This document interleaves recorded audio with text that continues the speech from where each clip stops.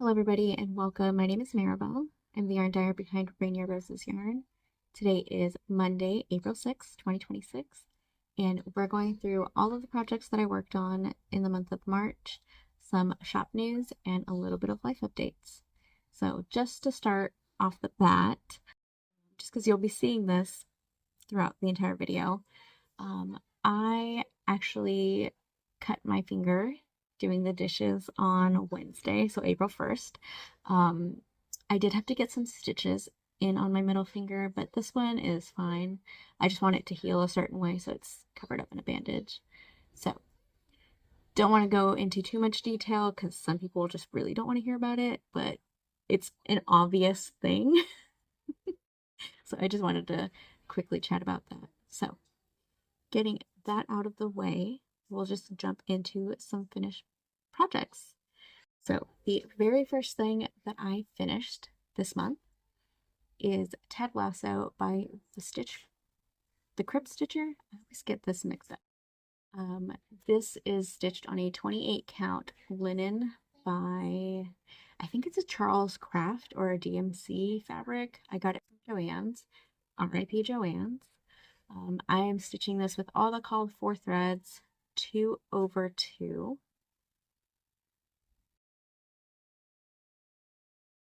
And I want to say I showed you this project last video. So here is a picture of what it looked like before. I had mentioned that I like to just work on things whenever I want. So there was going to be no guarantees that I finished this, but every time I looked at it more and more, I was like, I could totally finish that. So it took me 3 days to finish up, I think, the rest of the tooth cup and the wording. The second thing I finished was a pair of socks. I don't have them to show you right now because I am washing them. So hopefully I have a picture of them all dried out. My kiddos did get either caramel or maple on it. So I'm hoping it doesn't stain because it did get on the undyed sock. This is the color palette socks. It is a free pattern on Ravelry. I started these back in 2022, and part of being a yarn dyer is that I need samples, but I don't necessarily need to wear the samples. So sometimes I put off the weaving of the ends, and I'll show you a picture here, or I have been showing you a picture of all of the ends that I needed to weave in. I've retired the colorway. I think I have one mini set on fingering weight and DK weight still available on my website, but once they're gone, they're gone. So moving on into my works in progress. This is a project that I wish I would have finished last month. This is my Northwoods V-neck sweater by Jessie May Design. I am using a 6-color gradient set called Romantic Feel, along with a full skein of a neutral color that I call Comfort Zone. Since my last video, I've done the hem, collar, and sleeve. So for the hem and the sleeve, I did do a 2x2 Italian bind off. In the pattern, it calls for an all knit bind off. I'm not sure that I like it, but I'm not sure that I don't like it.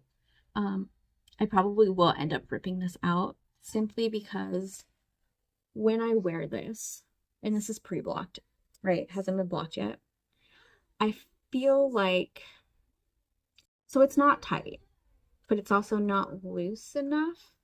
And so because I feel like it has a certain structure, it pulls my sweater up even higher.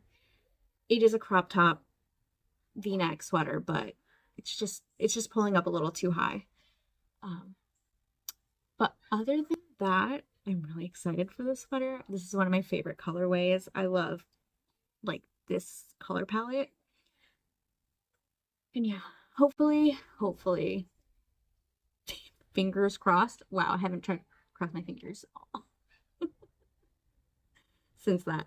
I can get this done before May because I'm very busy starting this month. So I'm already like really behind on all my yarn dyeing because of my finger. Yeah. So moving on to my next project. The last time you saw this, I was here.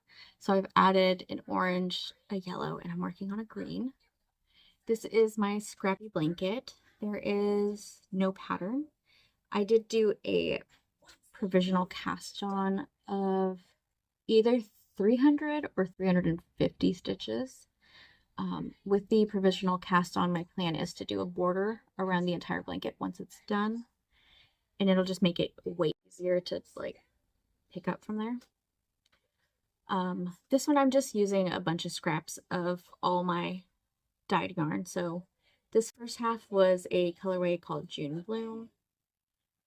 This here is an unreleased sunset colorway that I dyed a few years ago. And now I'm adding my 2024 advent calendar. So for this, I am just knitting until I'm pretty much done with skein because again, this is a scrappy blanket. I want to use every inch possible. So once I'm finished with this, with the leftover skeins, I just start my new one. The last knitting project I want to talk to you about is this hat. Now, I have no idea what pattern this is, if I made up this pattern, if it's a kid's hat or an adult's hat. I just found it randomly in a bag. So I did do a 2x2 ribbed brim, a folded up brim. And so it's hard to see with these colors because I am using, I think this is Ursula. This is a Malabrigo yarn on their Machetta base, which is like a single ply fingering weight, along with a black superwash yarn from Cascade Yarns. So these together are making a very beautiful hat. Again, it's kind of hard to read on the camera. It's just picking up really the dark colors. But now I'm just doing a bunch of stockinette from here on up. I've been knitting on this during my kids' softball practice and games as much as I was able to. And yeah, I have no idea how I'm going to decrease the hat because there's no pattern. I guess I should count how many stitches I have and go from there. Other than that, I mean, there's not much to chat about. I am using a US size 5. And yeah. So that is the last thing that I have knitted on. I have been really into cross stitching this month. I did frog and completely UFO. I want to say it was 8 projects. I'm looking at my laptop. Yeah, I'll put some of the pictures here as I chat about them. I've been on I don't want to say journey, but I've been on a path to like completely rip out anything that I've UFO'd because I have this huge UFO pile and it's just been lingering. So ripping out all of the stitches or frogging these projects all the way to just like get them off my plate has been a thing that I've been working on. So I got rid of 8 and I think I started 4 new cross stitch projects. So let's chat about them. So this is one of the first things that I started this month. This is the Moon's Trousseau. I can't remember who the artist is, but this is a retired chart by Heaven and Earth Design. So you can no longer get this. It's a very small start. I am doing a regular Heaven and Earth design, which means there's like 90 DMC colors instead of like their max colors that can be up to like 250 colors. And yeah, that got dark. Not much to chat about. I'm stitching this on a 32 count Easy Grid Lugana 2/1 tent stitch, and I think this is only 2 days of work. It is something that I will pick up again. I really do like it, but there's a few other charts and a stitch along that I started. So the next thing that I started, actually, yeah, we'll start with this one. So the next thing that I saw from Heaven and Earth was a new Margaret Morales chart. So I absolutely love Margaret Morales. This is probably the third or fourth um, Heaven and Earth design project that I started, and it's beautiful. When I saw this, which it's called Queen of Camelot, I fell in love because it reminds me of Game of Thrones, and I love reading fantasy and medieval stuff, knights and kings and all that stuff. So, yeah, I worked on this for about a week straight. I can't remember how many stitches this is. It's probably about 7 or 8,000 stitches. I did get bored of just doing a bunch of blue, so then I jumped down to this first little star stitch here in the yellow. But yeah, I'm really excited to start this up again. It's beautiful. This one I am stitching this on 28 count Lugana. I had started to do 32 count. You can kind of tell the size difference. Maybe. Oh. So I started 32 counts because these pieces are giant, and I knew if I did 32 count, you could shrink them down a little bit. But I think 28 count is like my sweet spot, so we'll see if I start to switch everything up on 28 count. I highly doubt it, but I really do like this one. Did I say 2/1 10 stitch? All of my full coverages are going to be 10 stitch, which is a half cross and not a full cross. Oh, my mom's calling me. Give me 1 second. Okay. Had a quick little chat with my mom. Yesterday was Easter, so all the grandkids went and spent the night at my mom's house yesterday. So, I think I'm done talking about Queen of Camelot. My 4-month-old is very chatty, and I don't know if you can hear her. So moving on to my last full coverage piece that I started. This is called Dreamy Forest by Needlelot Designs. I've seen this project or this pattern everywhere for a very long time, and I absolutely love it. It is a smaller full coverage piece, so I think I'm like 10% done here. So I am stitching this on a 28 count easy grid. I don't think this is Lugana. This might be an even weave. And I'm doing a 2/1 10 stitch, and like, I love this. The only reason I put this down was to start the Life at the Cottage Stitch Along by Needlelot Design. So I actually own quite a bit of her patterns and was part of her Ko-fi for a while. I think I actually rejoined it recently.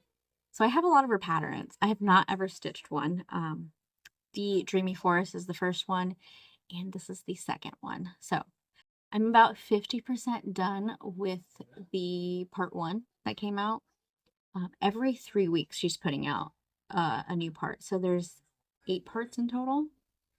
I am stitching this on a 14 count printed Ada by DMC Fabric. I got this from Michael. So on the front you can see it's kind of green and blue. On the back it's white because it's printed.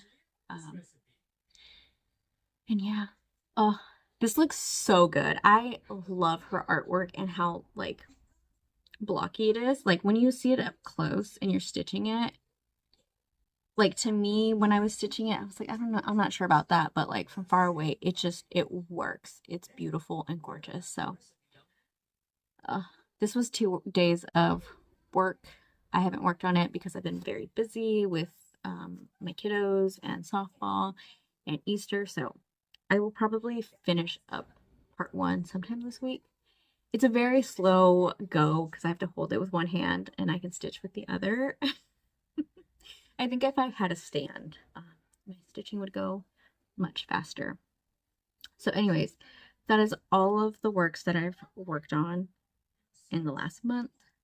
I'm going to move into shop news. So I am starting to get really busy with markets, in-person events. So the very first in-person event will be Saturday, May 2nd at Maker's Mercantile in Kent. Is it Kent or Renton? It's right by the IKEA down there, and I'll be there from 10 a.m. to 3 p.m. The Maker's Mercantile used to have a brick and mortar store. They have since, it's kind of in the same area, condensed in there, just like an online shop, but they want to do more community-based events. So I think every few months or once a quarter they do an in-person event, and I'm doing this one. So I'm excited to go do that. This is the first time that I will be doing Maker's Mercantile. In June, I will be a vendor at Fiber Fusion. It's my first time in Fiber Fusion. That is a festival up in Monroe, Washington. And I've gone a few times. I think 2 or 3 times I've gone as a customer, and now I get to vend. So that's exciting. In July, I don't think I have anything in July, but in August, I do have Flock. So I will be a vendor at Flock Fiber Festival again. This is my 3rd year going, and I will be next to Heather Ellis from Heather Ellis Arts. We're excited to be vendors again. This is her 2nd year. And so we're working behind the scenes, thinking of either a make along, knit along, crochet along, something along those lines, and doing new colorways. And so we're excited for that. So in my next video, I'll probably chat a little bit more about that. And then lastly, I will be doing a new to me event in Spokane. I can't remember the name of the festival. I think it's like Sheep something. Okay, I'm not even gonna guess. This is the name of the event. And so I will be doing that. Again, it's a new to me event, and that'll be in September. So almost every month from here on out, I am busy, and this is really hindering my progress on dyeing yarn. So I'm going to be very busy once I'm not cleared to work, but also I have stitches and I don't want to pop the stitches, so to be very careful with how I do all this. So other than that, yeah, life stuff. I did end up going to see Project Hail Mary. So good. Loved it. My husband didn't read the books, but he really liked the movie, and he was like, for someone who has zero context of what's going on, it was really well made. And even me, who did have all of the context, because I've probably reread the book like 3 or 4 times, it was, to me, amazing. Like, and the visuals, and I loved it. So if you're on the fence about going to go see it, I would definitely go see it. This is one of those movies you want to see in theaters just because of the visual. So yesterday was Easter. We did go see the Mario movie, the new Galaxy Mario movie. I took my kiddos, and my brothers went with their kids, so it was like 14 of us at the movies. It was a lot of fun. So after that, we went to my brother's mother-in-law's house and did an Easter egg hunt and had a late lunch. Just kind of chilled, and it was really nice. I am someone who likes to be home all of the time. And so I've been trying really hard to like plan events so that we all get together, because if it was up to me, I would just sit and knit and stitch all day. That being said, I did put my kids into sports. So they are doing softball with the league. So it's 1 practice a week, 2 games a week per kid. It's been a lot to try and figure out and manage, but I get a lot of help from my family, which is really nice. So sometimes the girls have practice at the same time through different, parks. So my husband and I have been trying to coordinate. He does commute, so the game days that are on Mondays or Wednesdays, I have to rely on my parents for. So that's been really nice and helpful, and sometimes my in-laws, and yeah. And then I additionally put them into a soccer camp. That luckily is not with a league, and it is just a learning how to play soccer and all the rules. And It's at a local park close to me. So, yeah, it's just an hour and a half of trying to watch a bunch of kids figure out soccer. My 4-month-old is teething. She got her teeth in at 3.5 months, which is super early. Her pediatrician said it's not the earliest she's seen. Um, the earliest was probably 2.5 months. So that's, my two other kids, I think, started getting their teeth in around 8 to 9 months. So 3.5 is really early. It's a lot of tired nights while trying to have her not play with my fingers. She keeps trying to reach for them, and that's great. So, all of that being said, I think that's it for this episode. I was trying to do monthly shop updates, but again, that's just not happening. My kids are on spring break this week, which is nice, and I think I'm going to end it. It is 2 o'clock, so I'm going to have a late lunch, and I will chat with you soon. Bye.